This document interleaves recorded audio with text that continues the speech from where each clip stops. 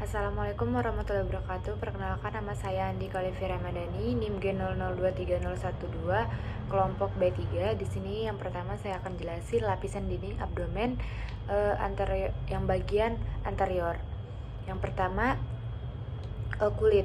Kulit itu melekat pada struktur yang terletak di bawah dengan kecuali pada dimana kulit ditambahkan sebagai jaringan parut di umbilikus merupakan jaringan parut dapat mewakili tempat melekatnya funiculus umbilicus pada fetus.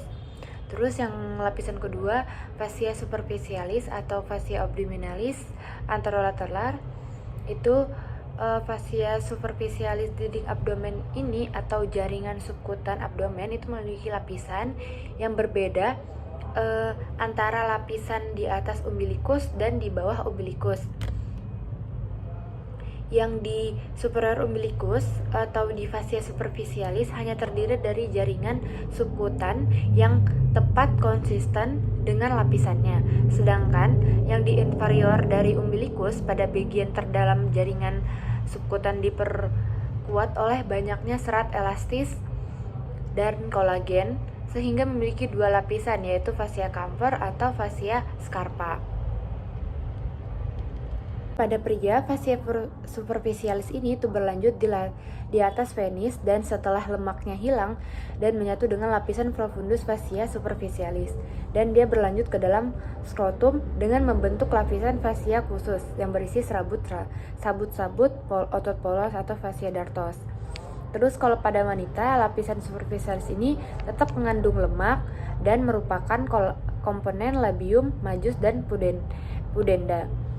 Nah, yang fascia Carper atau lapisan lemak superficialis itu yang tebalnya bervariasi dan merupakan situs utama penyimpanan lemak. Pada laki-laki, lapisan ini sangat rentan terhadap penimbunan lemak subkutan, terutama di perut bagian bawah. Nah, kalau yang fascia Scarpa itu lapisan membranosa dalam dari jaringan subkutan.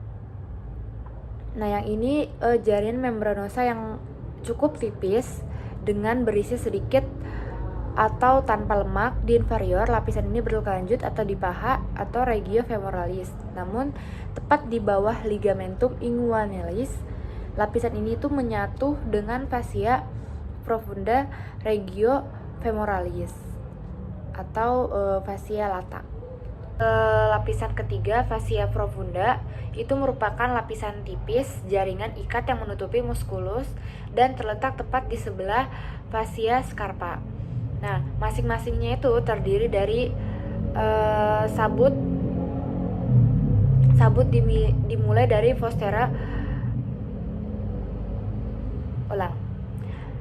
Lapisan ketiga, lapisan profunda merupakan lapisan tipis jaringan ikat yang menutupi muskulus dan terletak tepat di sebelah dalam fascia Scarpa. Nah, masing-masingnya itu terdiri dari lamina superficialis, lamina intermedia, dan lamina profunda. Nah, yang keempat, musculu et aponeurosis. Itu terdiri dari 5 muskuli dikelompokkan anterolateral dinding abdomen. Nah, dia itu terbagi menjadi 2. Yang pertama, 3 muskuli pipi atau flat muskuli. Itu yang sabutnya itu dimulai dari posterolateral lewat anterior dan digantikan dengan aponeurosis saat maskulin ini berlanjut ke garis tengah tubuh. Yang pertama, musculus obliquus externus abdominis. Yang kedua, musculus obliquus internus abdominis. Yang ketiga, musculus transversus abdominis. Nah, yang dua muskuli verticalis atau ventral muskuli itu yang dekat dari garis tengah tubuh yang tertutup oleh pembungkus tendinum. Dari aponeurosis muskuli pipi itu ada 2 muskulus. Ada yang pertama musculus rectus abdominis, yang kedua musculus pyramidalis. Terus lapisan abdomen yang kelima itu fascia transversalis, itu merupakan lapisan yang berkelanjutan dari fascia profundus yang memegari cavitas abdominalis dan berlanjut ke dalam kavitas pelvis. Yang keenam, itu ada fascia extraperitonealis atau jaringan lemak. Fascia ini tuh berada lebih dalam atau profunda dari fascia transversalis, di mana fascia ini memisahkan fascia transversalis dari peritoneum, dan fascia ini terdiri dari sejumlah lemak. Nah, itu terbagi menjadi dua fascia.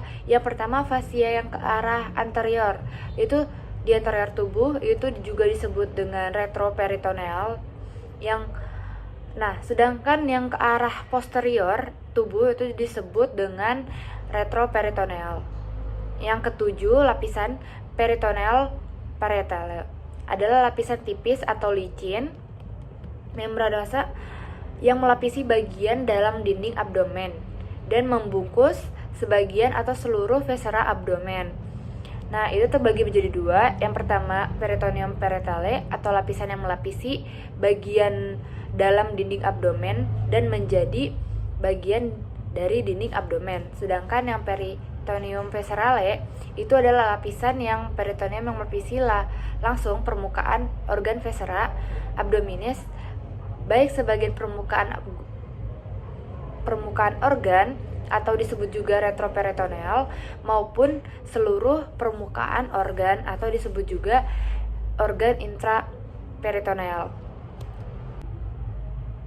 Lanjut, lapisan abdomen bagian yang posterior. Yang pertama ada kulit, yang kedua ada fascia superficialis dorsi, yang ketiga musculus yang terbagi menjadi 4 lapisan. Yang pertama, lapisan pertama ada musculus latissimus dorsi, yang lapisan kedua ada musculus multifidus, musculus interfibales, dan musculus obliquus internus abdominis. Yang lapisan ketiga itu ada musculus multifus sama musculus interfibales sama musculus obliquus internus abdominis. Yang lapisan keempat itu ada musculus quadratus lumborum sama musculus iliopsoas dan musculus transversus abdominis. Nah, yang keempat lapisannya itu ada fascia extraperitonealis atau jaringan lemak, sama seperti yang anterior tadi. Terus yang lapisan kelima ada peritoneum parietale. Lanjut, yang di sini saya akan menjelasin sistem otot apa yang ada di abdomen. Nah, itu terbagi menjadi 3 muskulu pipi atau flat muskulu yang sabut-sabutnya itu dimulai dari posterior lateral lewat anterior dan digantikan dengan aponeurosis saat maskulin ini berlanjut ke garis tengah tubuh. Nah, yang pertama itu musculus obliquus internus abdominis, itu adalah lapisan otot yang terluar pada dinding abdomen. Nah, otot ini tuh berjalan ke arah interferomedial atau pola serabut seperti huruf V. Sedangkan aponeurosisnya itu adalah yang lebih lebar menutup bagian anterior dinding abdomen sampai garis tengah tubuh. Mendekati garis tengah tubuh, aponeurosisnya itu saling terjalin dan menebal membentuk linea alba yang terbentang dari processus kymphoideus sampai symphysis pubica.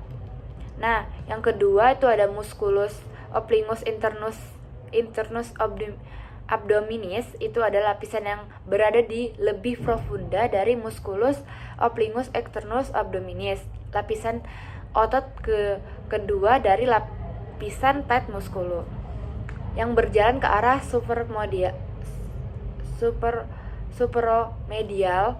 Nah, bagian tengahnya ini dari aponeurosis otot ini menyatu dengan linea alba dan membentuk flak ingualis. Nanti ada di gambar itu. Terus ada musculus transversus abdominis, itu adalah lapisan otot yang paling profunda atau dari 3 lapisan flat muskulu itu. Sabut ini, muskulus ini berakhir di anterior sebagai aponeurosis yang tercampur membentuk linea alba di garis tengah serta dapat membentuk flak ingualis. Nah, di antara musculus obliquus internus abdominis dan musculus transversus abdominis ada namanya neurovascular plan yang berisi saraf dan arteri yang memasuk dalam dinding perut anterolateral. Nah, yang dua muskuli terakhir ini ada namanya muskuli verticalis atau vesical musculi. Itu yang dekat dengan garis tengah tubuh yang tertutup membungkus tendinum dari aponeurosis musculi pipi. Yang pertama itu musculus rectus abdominis, itu adalah yang berjalan secara vertikal pada dinding abdomen anterior yang berjumlah sepasang. Otot ini tuh dipisah dari linea alba. Musculus rectus abdominis ini menjadi segmen atau bagian yang jelas oleh 3 intersectiones tendinen yang terbentuk 3-4 pita. Nah, yang pertama itu yang pertama terletak di stinghi processus kymphodeus. Nah, terus yang di bawahnya itu ada namanya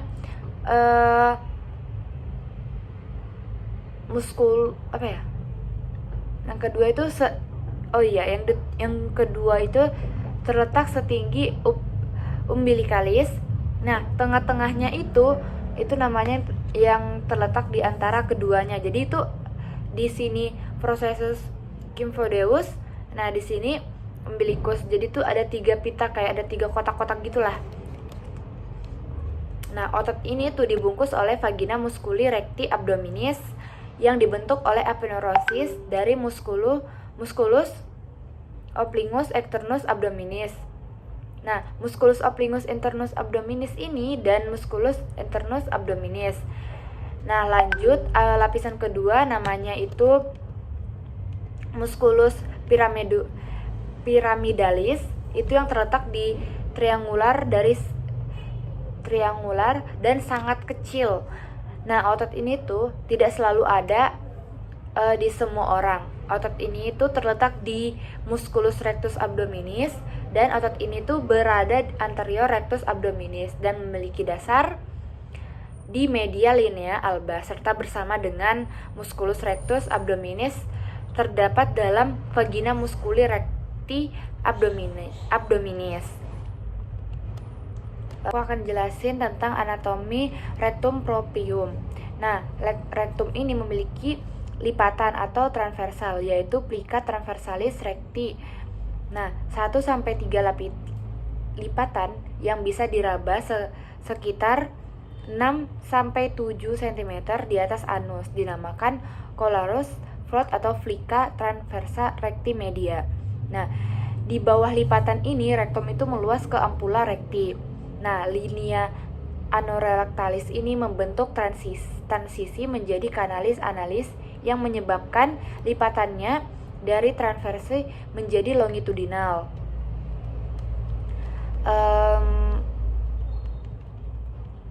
Lanjut, yang kanalis analis ini terbagi menjadi 3 zona. Yang pertama zona columnaris, itu terdapat lipatan longitudinal yang terbentuk dari corpus cavernosum. Terus yang kedua ada zona alba. Zona alba itu yang ditandai dengan linea pectinata yang terdapat epithelium squamous yang berwarna putih di samping lipatan longitudinal. Di sini juga terdapat valvula analis. Nah, yang ketiga, zona ketiga itu adalah zona cutanea. Itu yang bagian eksternal kulit yang dibatasi oleh linea anocutanea. Nah,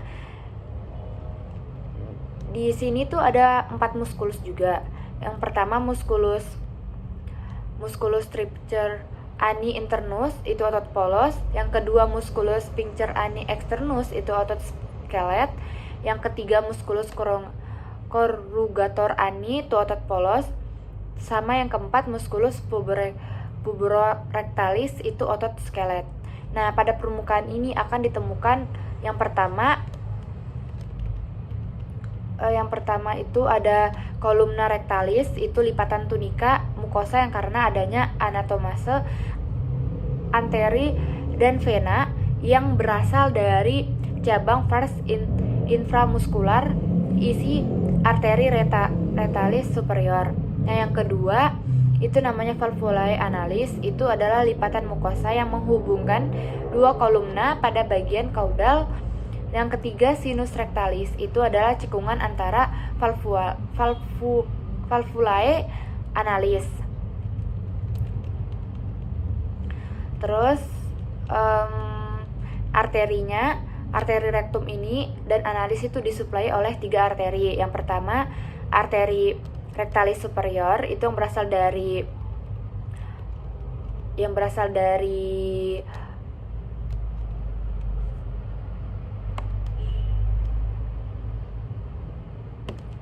Nah, di sini juga ada arteri rektum dan analis ini disuplai oleh 3 arteri. Yang pertama, arteri rectalis superior, itu berasal dari arteri mesenterica inferior yang berfungsi untuk menyuplai sebagian besar rektum dan anal kanal di atas linea pectinata. Yang kedua, itu arteri rectalis media, itu yang berasal dari arteri iliaca interna yang hanya menyuplai sebagian kecil dari lower rectum. Yang ketiga, arteri rectalis inferior, itu yang berasal dari fundenda interna yang berfungsi menyuplai musculus sphincter canalis analis dari luar dan mukosa di bawah linea pectinata. Lanjut ke venanya. Venanya itu darah rektum dan anal kanal itu berjalan melewati 3 vena. Yang pertama itu vena rectalis superior, itu tidak sepasang, itu terhubung ke vena mesenterica inferior. Kemudian lanjut ke vena portae hepatica. Nah, yang kedua itu vena rectalis media, itu yang sepasang, itu terhubung ke vena iliaca interna, lanjut menuju ke vena cava inferior. Yang ketiga itu vena rectalis inferior, itu yang sepasang, itu yang terhubung ke vena fundenda interna dan lanjut ke vena iliaca interna, akhirnya ke vena cava inferior. Diinervasi oleh plexus rectalis. Nah, plexus rectalis ini itu terbagi menjadi 2. Yang parasimpatisnya itu di nervus spanaci velvici atau nervus erigentes. Sedangkan yang simpatis itu oleh nervus splenoconvolumbalis. Nah, bagian inferior analis secara somatik diinervasi oleh nervus pudendus dengan serat sensorik. Nah, nervus ini yang akan mengaktifasi nervus motorik dari musculus sphincter ani externus dan musculus puborectalis untuk menutup anus. Apa itu peritoneum? Peritoneum ini adalah lapisan paling dalam dinding abdomen yang terbagi menjadi 3. Yang pertama, peritoneum parietale, itu lapisan yang melapisi bagian dalam dinding abdomen dan menjadi bagian dari dinding abdomen. Dan kalau peritoneum viscerale itu adalah lapisan yang melapisi langsung permukaan organ viscera abdominalis. Tentang organ intraperitoneal dan retroperitoneal. Nah, organ-organ ini adalah organ-organ viscera yang dilapisi peritoneum viscerale, baik seluruh permukaan disebut intraperitoneal maupun bagian anterior saja yang disebut retroperitoneal. Nah, organ-organ retroperitoneal ini itu ada singkatannya namanya Sedgbacker. Yang S adalah glandula suprarenalis dextra et sinistra. Yang A itu aorta, yang D itu duodenum kecuali vas superior, yang P pankreas, yang U ureter, yang C itu colon ascendens et descendens, yang K itu kidney, yang E esophagus, yang R rectum. Organ-organ intraperitoneal itu adalah gaster, jejunum, ileum, colon transversum, sama colon sigmoida. Lanjut di sini aku akan jelasin tentang duplikator peritoneum. Ada mesenteri, omentum, dan ligamentum peritoneum merupakan duplikator peritoneum. Yang pertama, mesenteri. Mesenteri itu merupakan lapisan yang menghubungkan organ intraperitoneal dengan dinding abdomen posterior. Mesenteri itu merupakan jalan untuk neuron, blood vessel, dan limfatik berjalan dari dinding abdomen ke dalam pada kolon, itu namanya mesenkolom, isententinum itu tenumui atau mesenteri, dan appendix itu mesioappendix. Lanjut ke ligamen peritoneal, itu merupakan pelekat antara organ ke organ lain maupun ke dinding posterior abdomen dan sebagian membentuk omentum. Pada hepar namanya itu hepatoduodenal, gastrohepatica, dan falciform. Nah, pada gaster namanya itu gastrohepatica, gastropelenica, dan gastrokolika. Lanjut, apa sih itu greater sac, lesser sac, dan foramen Wislow? Nah, greater sac itu atau nama lainnya itu omentum major. Omentum major merupakan lipatan peritoneum yang melekat mulai dari curvatura major gaster ke duodenum pars superior, lalu melipat ke mesenkolom transversum, dilalui arteri vena gastromentalis dextra et sinistra, disusun oleh 4 ligamen. Yang pertama, ligamen gastroperenik, terus ligamen gastropelenica, terus yang ketiga ligamen gastrokolika, dan ligamen yang terakhir ligamen splenorenale. Terus lesser sac atau omentum minus itu merupakan lapisan peritoneum yang melekat pada curvatura minor gaster dan duodenum pars superior sampai facies inferior hepar. Disusun oleh 2 ligamen. Yang pertama ada ligamen gastrohepatica dan ligamen hepatoduodenal. Lanjut, kedua lapisan peritoneum ini membentuk suatu rongga yang disebut namanya cavum peritonea atau peritoneal cavity. Nah, akibat adanya perputaran saat embrional, pada saat dewasa, cavum peritonea ini tidak lagi merupakan satu rongga yang utuh, tetapi terpisah menjadi 2 ruangan yang saling berhubungan sehingga dikenal sebagai cavum peritonea major dan cavum peritonea minor.